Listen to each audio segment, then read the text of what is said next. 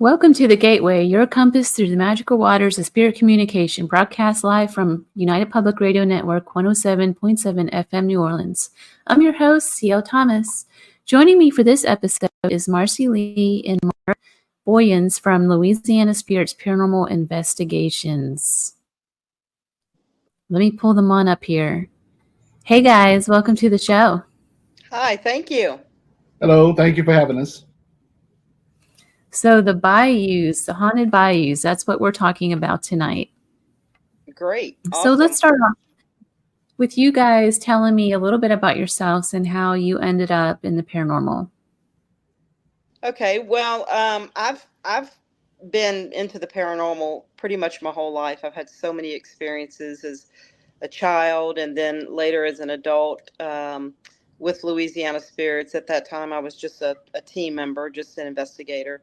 And then I had to step away for a while due to life, and I'm also a teacher, so just a lot going on. And so when I came back as a case manager and worked my way up to the state director of Louisiana Spirits. And so I guess the reason I'm in this is because I'm just fascinated with it, and I have been my whole entire life.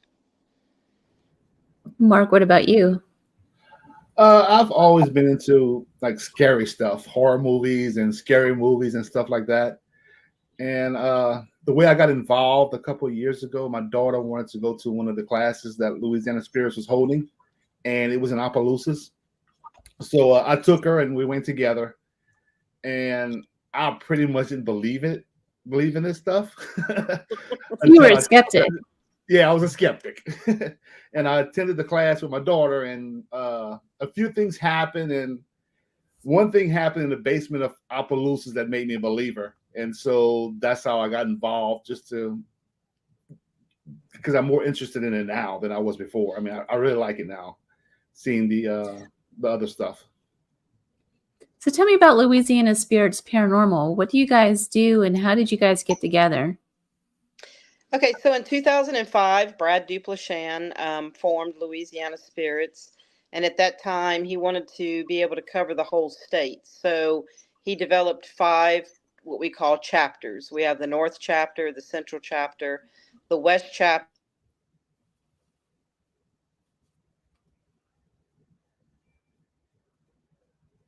also the East chapter, which is Baton Rouge and the New Orleans area. And we started off at first just kind of getting their feet wet and getting into some public locations and some historical locations and plantations. And from there, he created a website where people could reach out if they were having any kind of paranormal issues in their homes. So from there, we've just grown and grown, and our main job, of course, is to help our private clients. And then we also enjoy doing a lot of the public events because we get to teach people about the paranormal, and then we get to actually take them on an investigation where they have hands-on learning at that point. Mark? This sounds so interesting. And you guys are in such a great part of the country for this. Absolutely. A lot of things. Can you hear me? I feel like the internet's going in and out. Oh, I can hear you. Yeah. I can hear you. Okay. Yeah, there's a lot of locations out here that's very old locations where there was Civil War and plantations and all kind of stuff out here. So there's a lot of places to investigate, a lot of activity. Yes. Out of all the places in the country, I feel like for some reason that little Gulf area around Louisiana, the Bayous, seem to be just off the charts as far as activity. Can you guys talk a little bit about why that might be?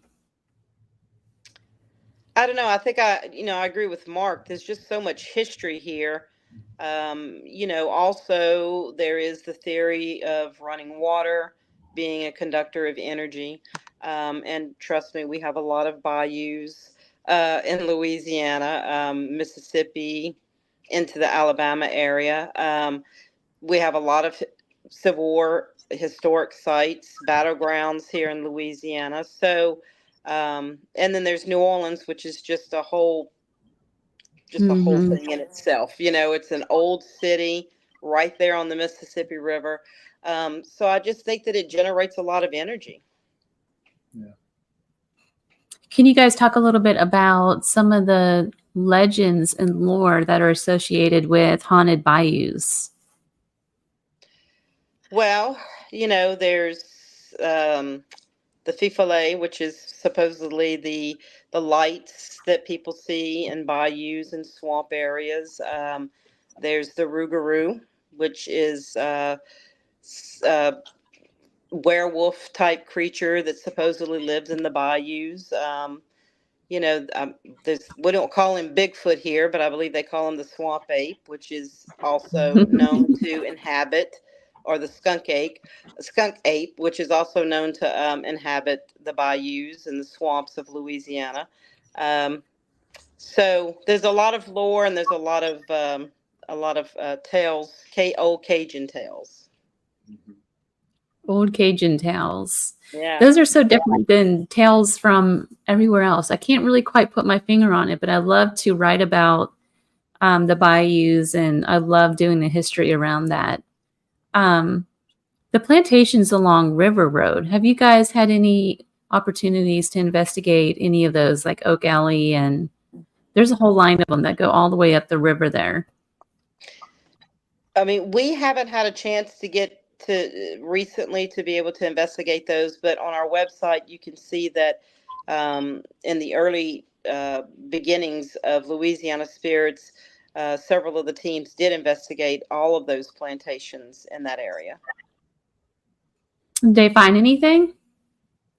I believe we have evidence on each one of those. I believe we've got some EVPs. There may be some videos. There's a lot of personal experiences in those locations as well.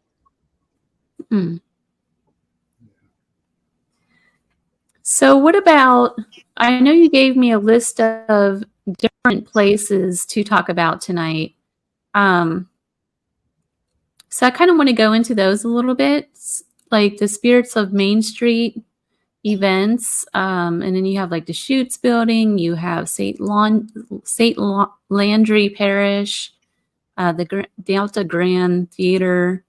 Can you talk about some of these locations and kind of the history attached to them? Because I think a lot of times when we go into these investigations and we go into these great places like the Delta Grand Theater, we focus so much on the activity, but we kind of lose the lore associated with it and the history and why this location is so important. Yeah, Mark, do you want to answer that? Well, the St. Landry Courthouse, if I'm not mistaken, that whole area caught fire a couple times. Is that right, Marci? I think 2 or 3 times the whole area caught fire. I know for sure the St. Landry Parish Courthouse burned down. Right. And Yeah. it's been rebuilt maybe Yes. twice. I can't remember exactly. This is the this courthouse currently is the 5th courthouse to stand on that square. Right. Yeah, and so there's a lot of history. I'll be honest with you. I think that whole square in Opelousas has activity. From the courthouse to the Delta Grand to the Chutes building, they're all very old historic buildings. You know, the courthouse housed a jail up on the 3rd floor. The history that we've been able to get on that area is, you know, they would conduct electrocutions, supposedly some hangings. We've also heard that there were hangings from the trees, you know, in the late 1900s, late 1800s, early 1900s, outside the courthouse. So there's a lot of really sad history on that whole block. And I think that that's one reason why the courthouse is just so active. I mean, it's just been a lot that's happened in that one area, you know? Yeah. And like that downtown area, the courtyard, well, the courthouse area. Right. I'm trying to find a picture of it so I could share it. We were in the Delta Grand a couple weeks ago, and there's a tunnel that goes from the Delta Grand to the other buildings that used to be used in the early, I guess, 1900s. Underground tunnel that goes to the Chutes building, and I can't remember what other buildings they go to. But we found that was very interesting. Yeah, and we did try to find the history on that. I did ask some of the people there in Opelousas, and they're aware of the tunnels, but they're not really sure exactly, why they were used. Of course, there's all kinds of stories as to why they were used. We do know for a fact that there is a tunnel that runs from the Chutes building to the coffee shop, and the coffee shop used to be a bank.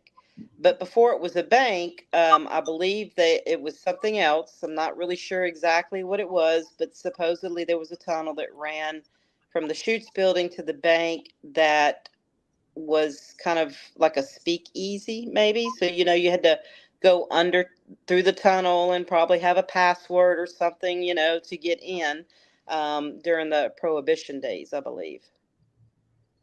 So do you think the tunnels were built during Prohibition, or do you think they're older than that, to where they were? Because I know there was a period right after the Civil War, after they released all the slaves, they kept bringing them in somehow, or was it before? I can't remember the exact dates or the exact history, but I know sometime they outlawed actually bringing in new slaves into the South. It must have been before. And then they built those tunnels to kind of tunnel them in. I know that was like in Savannah. They would bring them on the ships and take them underground to get them out sold. So that was popular like along the East Coast. But I don't know with the situation. I don't know, and we did kind of ask about it, and we were told that, one of the stories was it was a way for people to sneak around underground and not get caught for doing things. But there's no actual solid evidence that we've been able to get on what the tunnels were used for. So we're still researching that area for any more information we can find. When I think of the tunnels in the bayous, wouldn't they be kind of swampy? Yeah. And I'm pretty sure they probably filled up with water a lot, which is the reason why a lot of our cemeteries are above ground, because of the flooding in the areas. So aside from the parish courthouse, are there other places that you guys investigate frequently that has really stood out to you? Near Fairfax in Franklin, Louisiana. Fairfax Hotel. It stands out. There we had a lot of activity there. REM pods going off, cat balls moving. You can make things like on command, ask it to walk by a REM pod to make it go off. So Fairfax is one of them that's very active. And we have the Centerville Inn in Centerville. That's another one that's very active. Same thing, same story. Yeah, and I think that the Delta Grand is really active as well. Again, I keep going back to that area because we've investigated it so much, and we always get activity in all of those buildings. But I will tell you that the Delta Grand also has a lot of activity. We caught a shadow actually on our video cameras in the Delta Grand moving across this portion of the balcony. Every time we go there, we seem to get activity. Our light up balls go off, the REM pods, really great SD method, SD sessions, but also at the Chutes building. And all of these buildings that we're talking about there in Opelousas are all on the same block as the courthouse. They surround the courthouse. So I still go back to that area a lot because every single time we've gone, and not just the team, but when we take classes there and other people join the class and they see for themselves or they collect evidence also, it's just always seems to be very, very active. Yeah, Are these places still in business? Like the courthouse, is that still being used as a courthouse? Yes, the courthouse is still And they being let used you as a guys come courthouse. in and investigate? Yeah, they do. There's certain areas that we can't go into, of course, where files and things are stored, but we are able to go into the courthouse and certain courtrooms up in the jail area. The last time we weren't able to go in the jail area because they were in the middle of renovating, and so they had a lot of their files up there. But the Delta Grand is still operating. They do events there. The Chutes building, the upstairs in the Chutes building is not being used for anything currently, but downstairs there is a bookshop that is called the Black Pot Bookshop, and she has activity in that bookshop. We've gotten activity in the bookshop, and I believe at the end there's also the vape shop that rents there. So that whole building, the upstairs isn't being used, but most of the space downstairs in that building is being used. So when you go into these places, how do the locals accept you guys? Like people who work in a courthouse, for instance, that are lawyers and this sort of thing, and they know like a bunch of ghost hunters are coming in there every weekend. What is their response to that? I mean, the majority of them love that we come. The employees love having us come there and telling us, "Oh, guess what happened this week?" or "Guess what happened, a few weeks ago." The city parish president, which is in a lot of states known as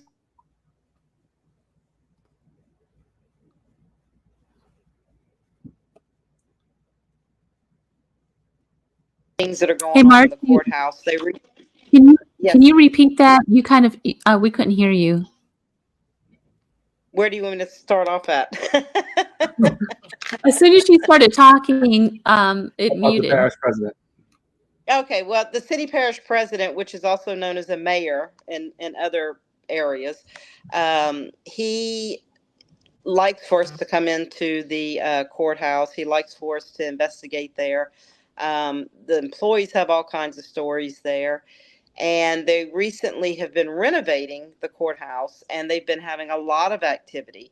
So he called us in and said, "Hey, can you come in here and maybe talk to your friends and see if you can see what's going on?" So we did. We went in. We spoke to the spirits. We've been there so much that we feel like we kind of know them all, So we just basically said, "Hey, look, guys, they're making some changes. You may not like what's going on or understand what's going on, but no one wants you to leave. No one's trying to upset you. Just let them finish what they're doing, and then they'll all be out of here. Except for you, the people that work here." So I feel like most people really like when we come in, and I feel like they really enjoy telling us things that happen to them. Personal stories. Like What the are some of the things that happen? Go ahead, Mark. like the St. Landry courthouse. One of the employees would come and unlock it for us and lock it back. Well, now he's on our team. Oh, That's how much they accept us. Yeah, Yeah. he wound up well, joining our team. Yeah. what are some of the things that people are experiencing there? Well, gosh, we get amazing EVPs there. People have been touched. We've had a few people that were scratched. We've had. Is it this is the employees during the day, or the employees during the day are getting scratched? No, they're not getting scratched. That's just some of my team members and people that have attended the classes. The employees have witnessed lights going on and off, or they turn a light off and they know they turned it off, and they go back in and the light is turned on. The women that work there say that when they go up to the third floor, which was the jail area, that they always feel like their hair is being played with or touched or kind of pulled. And then when we do investigations there, a lot of the females that come in have some of those same experiences.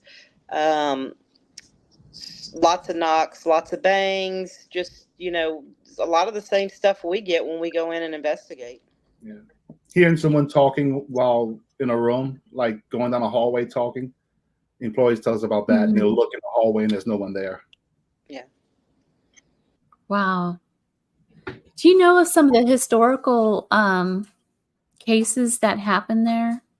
Are there any historical major cases that happen?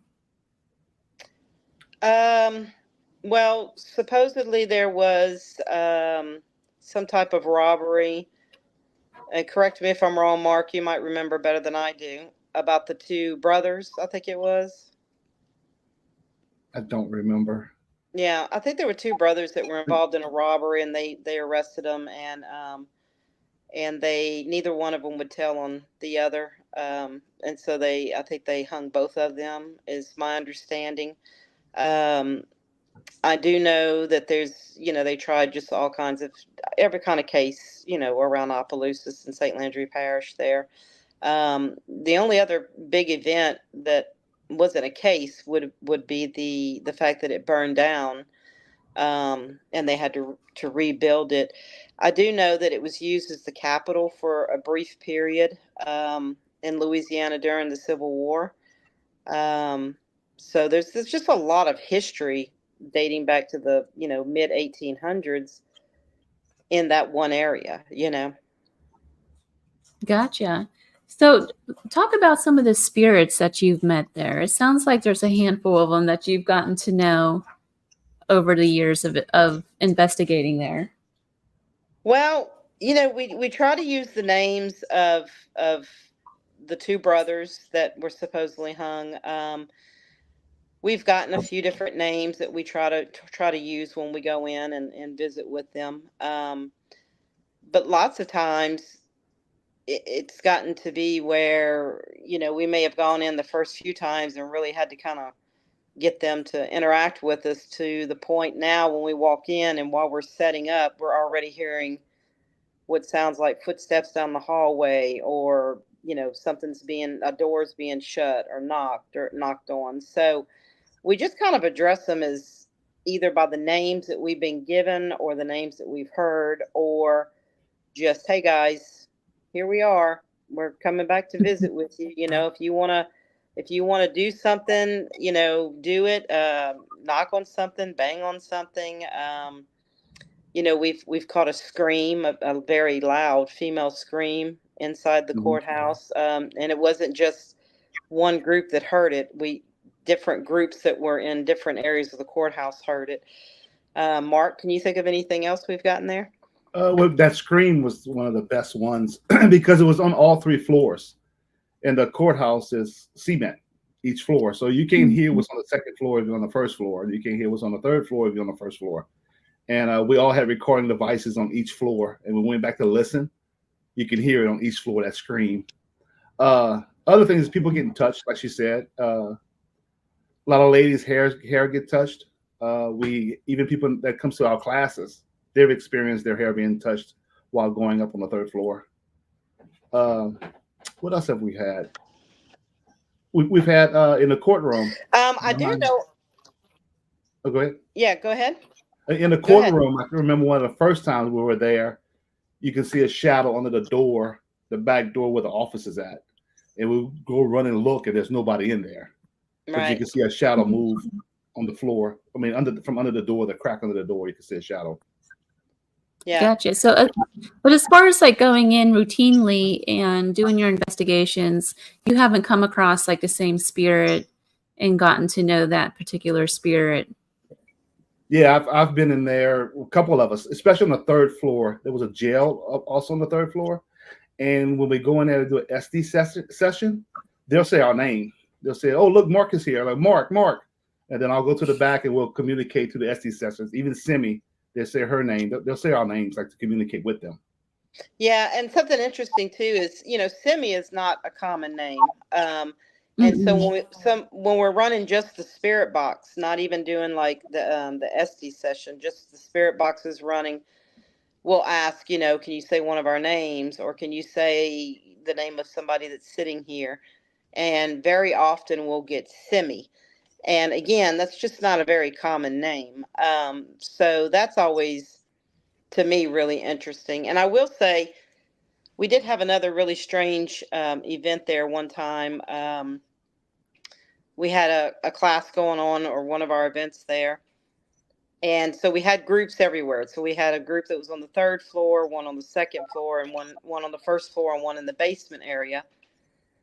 And I know in my group, we all heard what sounded like muffled talking, like several people talking, but it was kind of muffled. So at first I thought, well, it's got to be one of the other groups. So when we all came back together for our break, I said, guys, listen, when you're doing your groups, make sure you're in one of the rooms. Like if you're in the basement, let's not be in the hall, maybe be in one of the rooms in the hallway, or if you're on the 2nd floor, be in the courtroom, not in the hallway.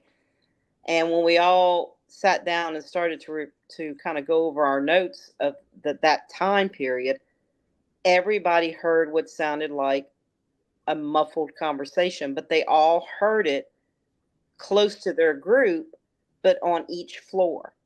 So in the basement and in the 2nd floor, the 3rd floor, and up in the jail. So it was really kind of an interesting situation because everybody was where they were supposed to be, yet everybody felt like it was right near them, like a conversation. Like an So that, omnipresence. yeah, so that was Kind of really like kind of, yeah, it was strange.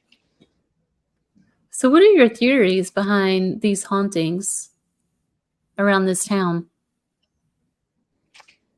I just kind of feel like there's spirits everywhere. I really do. I feel like if they want to interact with us, they're going to interact with us, and if they don't, they're just not, they're just not going to interact with us. And I make sure to tell people that, hey guys, we've been to the courthouse 20 times, and all 20 times we've always gotten activity there. I will say that is probably one of the most active places I've ever investigated in 20 years. But I always remind everybody, guys, look, just because we get activity doesn't mean that they're going to all join in every single time we go. We've gotten lucky that they have, and they've interacted not just with our team, but people that come in and other paranormal teams that have come and joined us because they wanted to investigate there as well. They've had activity.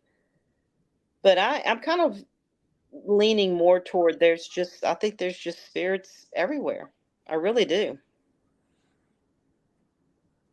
Mark, Mark? you have a particular theory?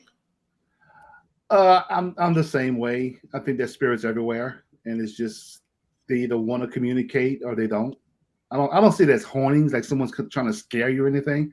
It's just like Marci said something the other day about if a spirit is like 200 years old and it's just sitting there, one day it's going to want to talk to you. One day it's going to want to say something because it's by itself for 200 years. You might be able to get some kind of activity out of them.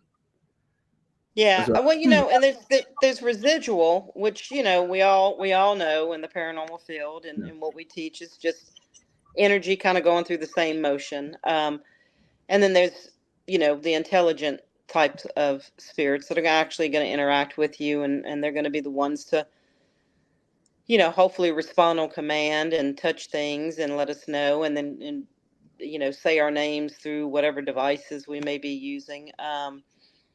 But the way I try to put it to clients and in our classes is, and of course I'm only speaking from what I think. Who knows what goes on, right? That's why we all do this. But I think about if you were a non-living person, let's say the courthouse, and you've been there for 100 years, right?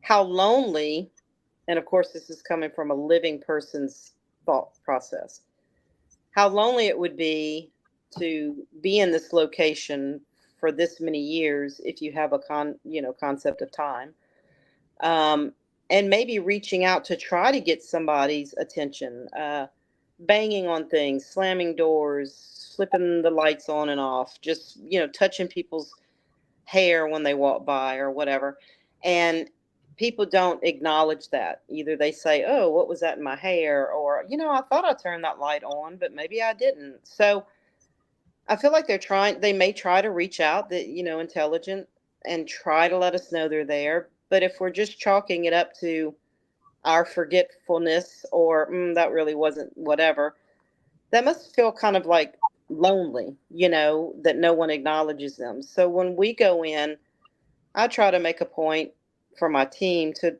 let them know that we're coming to visit with you. We are actually here. We are acknowledging your existence. And if there's anything you want to tell us or anything you want to do to communicate with us, please do, because we're giving you the time now to let us know that you're here. Is there any time of the year that the activity seems more intense, such as maybe it's the anniversary of when those two young men were hung, or maybe it's the anniversary of when the courthouse burned down? Is there anything that's simultaneous like that? Not that I'm aware of there. According to the employees there and according to the city parish president and people that have worked there for many years, it seems to be pretty often. I know that when we go in and investigate, it's pretty often. So I don't have anything to compare that to as to say on these 5 investigations around the time of it burning down compared to 5 that weren't around that time. I don't have that data. But I can tell you that just about every single time we go in, there's activity. Got it. Yeah. I think it depends on the location also, and if the spirit wants to interact. Because like we had a client a couple of weeks ago. She was saying, "Oh, our house is active. It's active. We caught something outside rolling like a black mass," and she was saying it was real active. We go there, nothing. I mean, it was boring. We couldn't get any kind of activity or anything in that house, and she swear her house is haunted, but we didn't get any activity at all.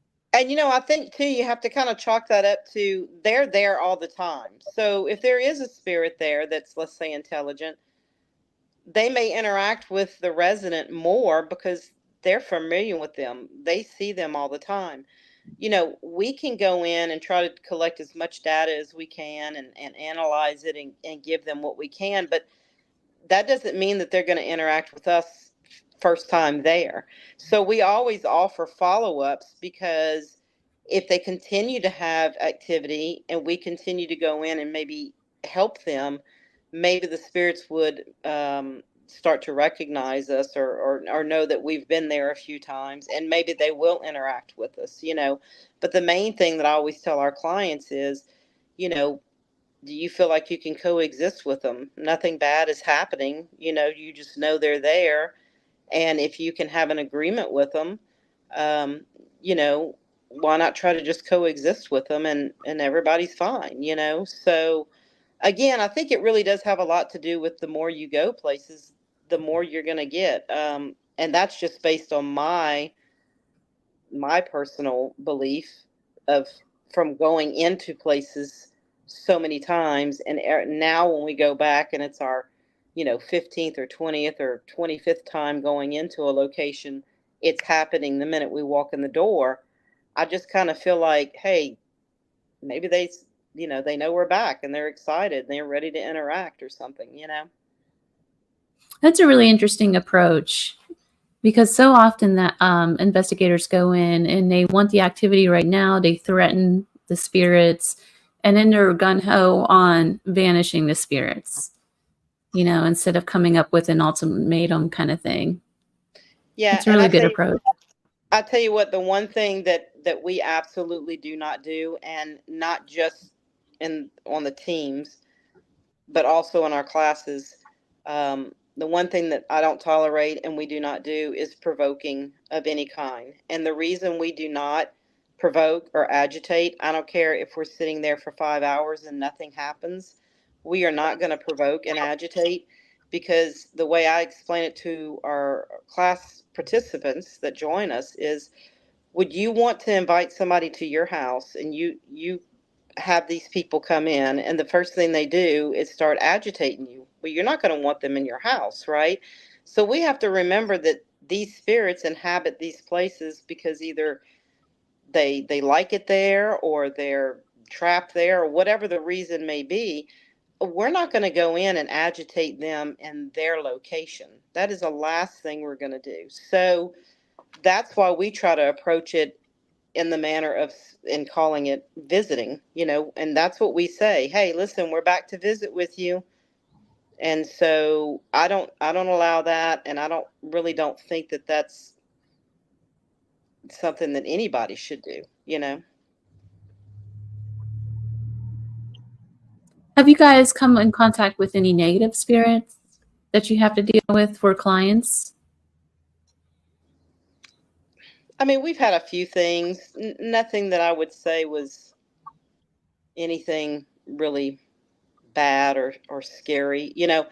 A lot of people want to call it demons when they call us in. Well, somebody got scratched, so there's a demon in our house.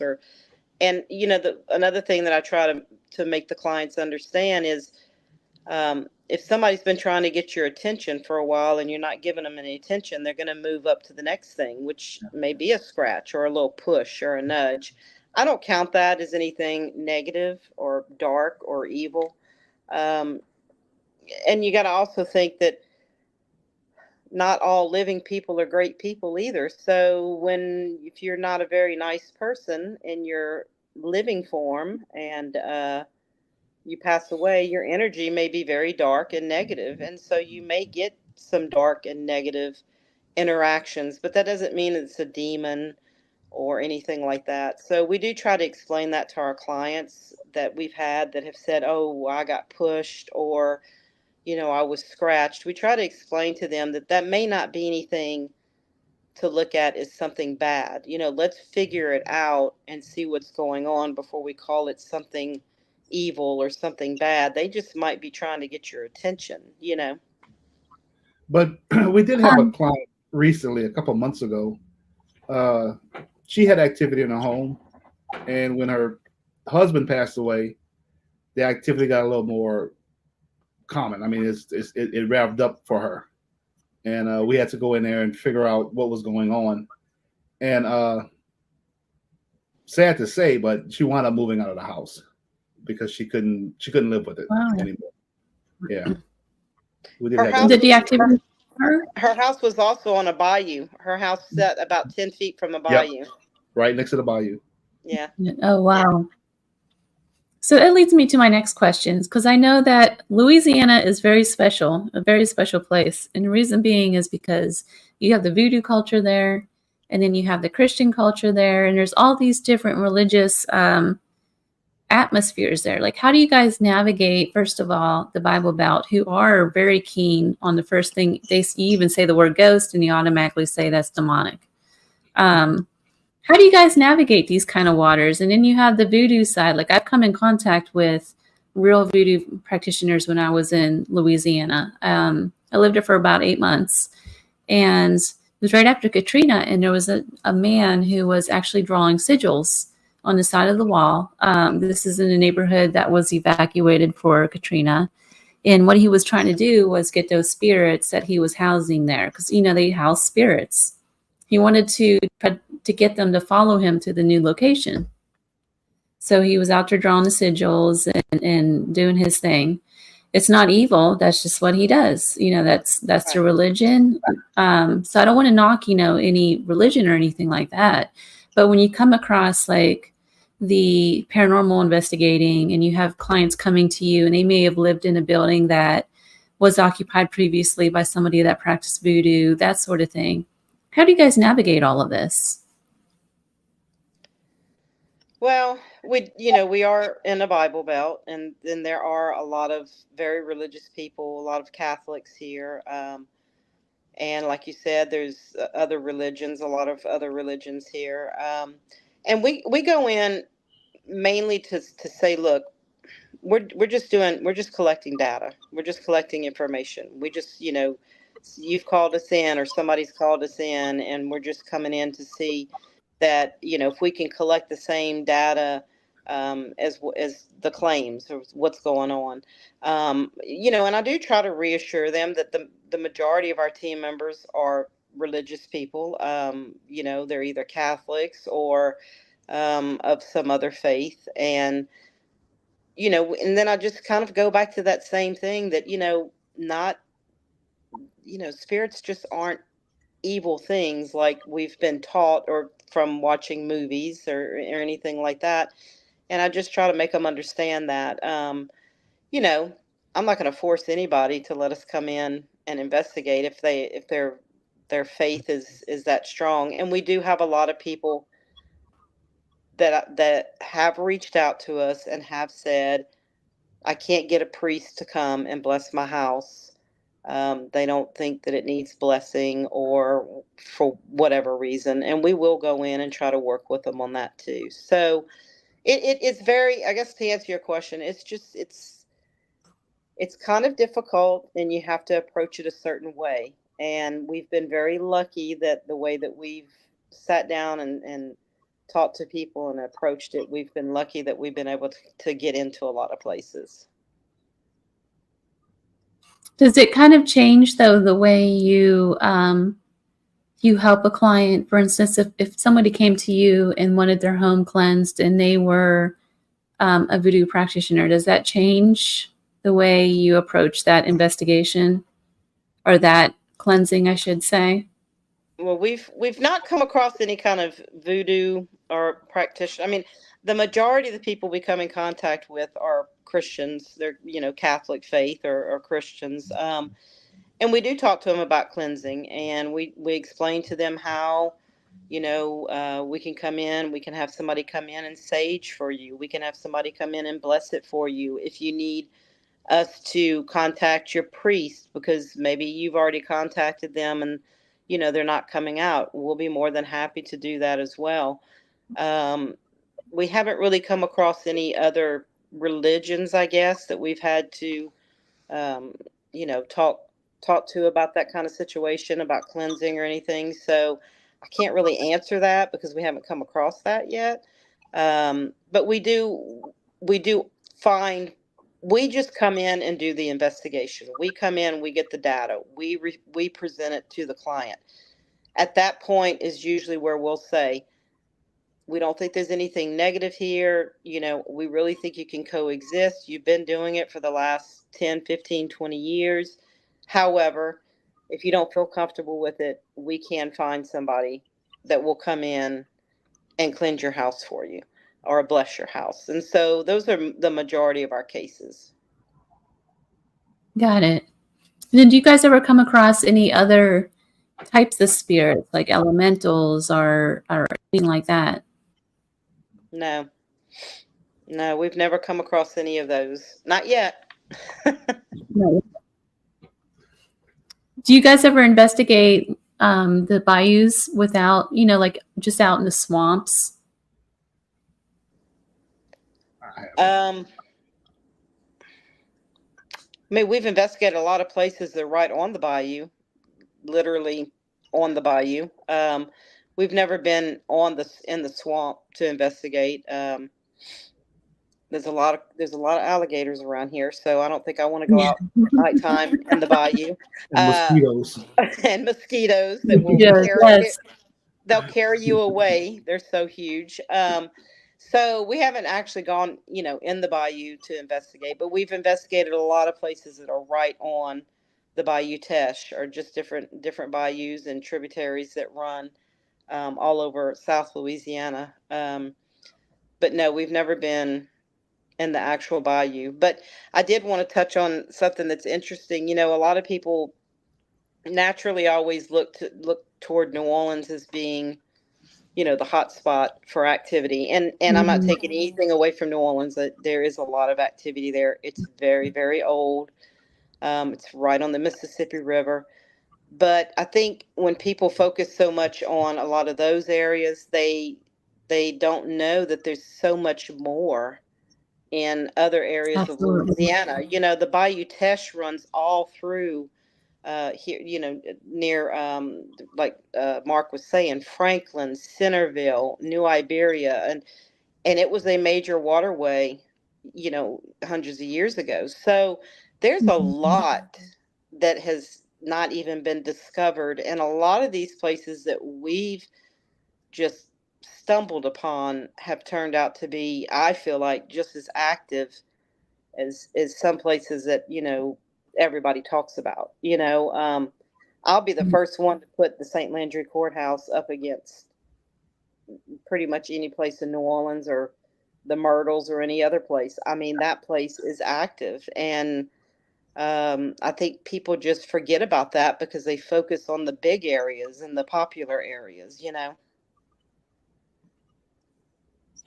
Well, I think it's become, with paranormal field, I think it's become more of what they've seen on television sort of thing, unfortunately. And so a lot of people will kind of flock, like you see all these really big paranormal conventions, and they're always located at, again, one of the TV locations. So, it's starting to change a lot, though. I think people are starting to realize that you don't have to go to Gettysburg to experience a paranormal haunting. It's in your own backyard a lot of times.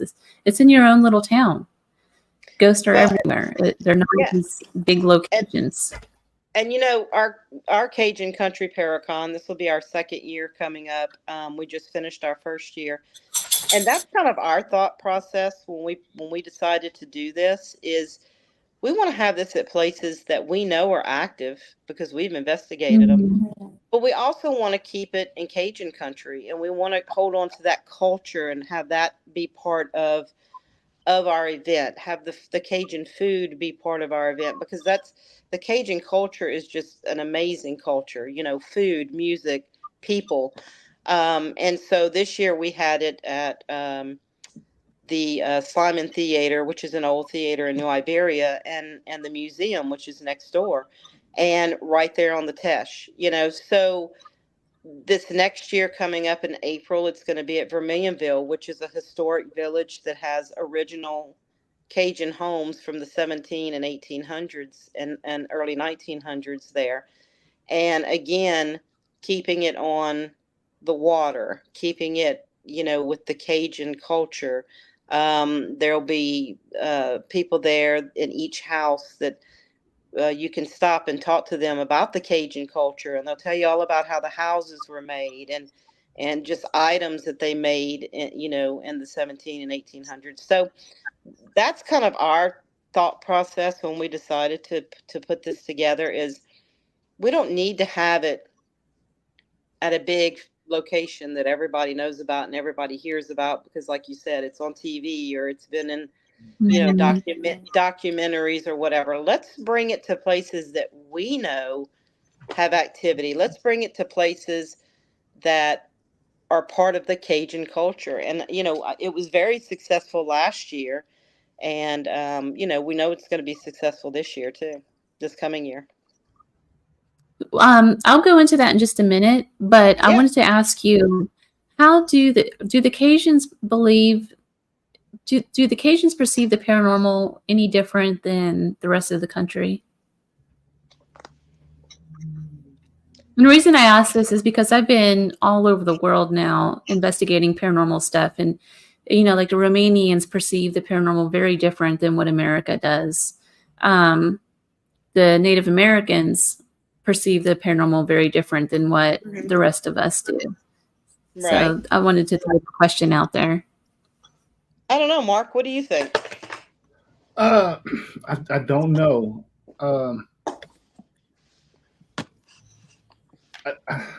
I guess they embrace it. I guess. I mean, I would say they embrace it because everyone I've talked to, they don't see it as like a haunting thing, like something to be scared of.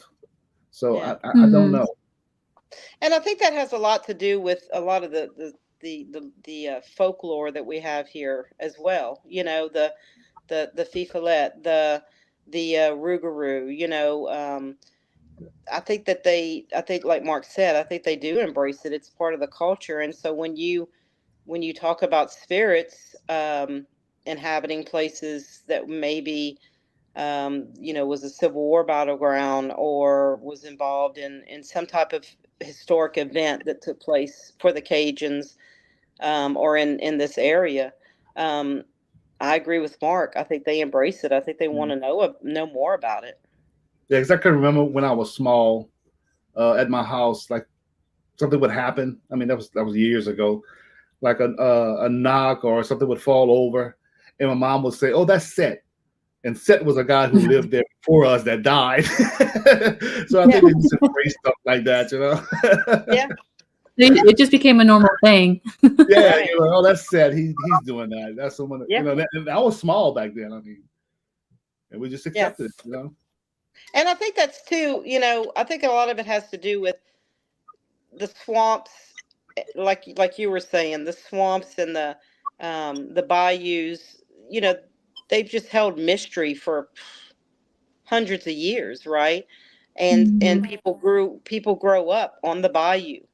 People grow up in the swamp area. They'll tell you stories of things they've seen and heard. So, I think lots of times throwing out that, hey, there's spirits in this place, I don't think it really bothers them, even with their religion, and yes, we do have to talk about the religious aspect because, Catholics are, it's a huge group here in South Louisiana, but Mhm. I think because a lot of these same Catholics also grew up, like we were saying, on the bayous, on the swamps. They've heard the stories. I mean, Mark just said, his mom said that Set or whoever at the house, they just, it's kind of almost commonplace, for them.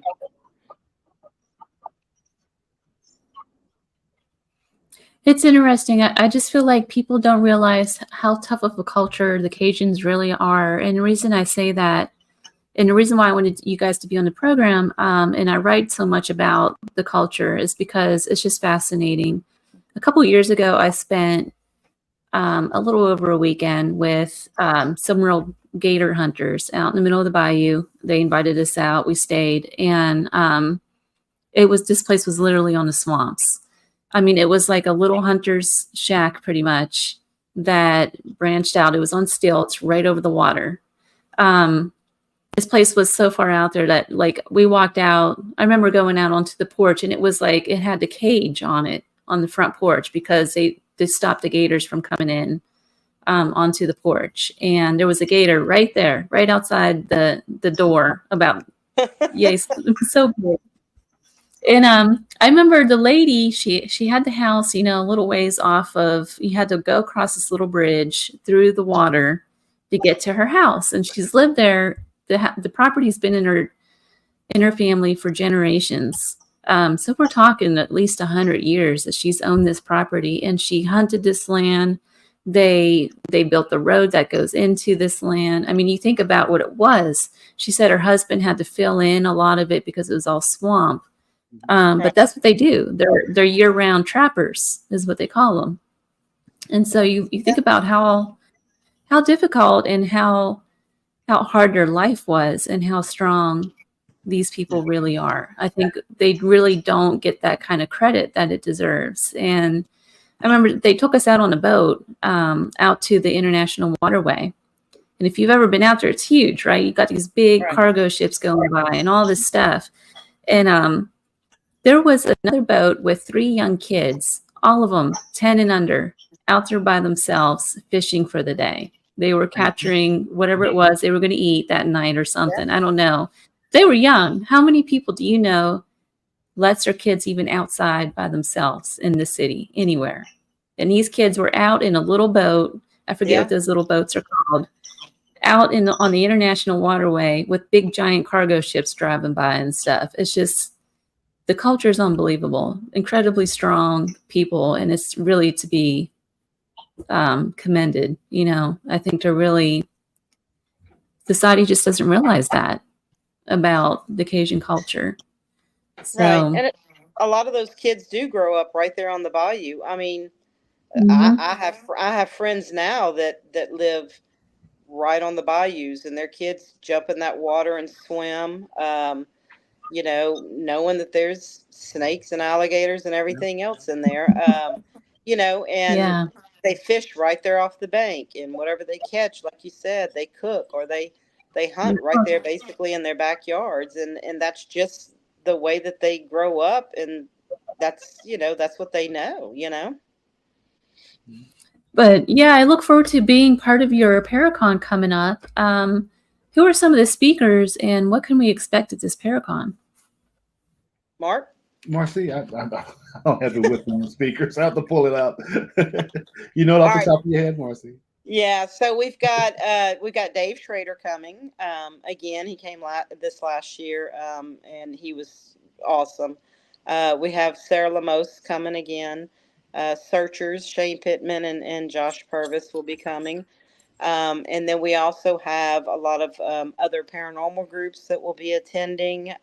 We have several authors that will be attending. You will be attending. We're excited. Um, and so we have Sidekick Paranormal. They're going to be coming as well. So we've got some exciting things. You know, again, this is our second year, and we're still learning and we're still growing. But we will have some workshops. We will have a workshop this year. The Ghost Hunting Housewives will be putting that workshop on, and we do have several speakers.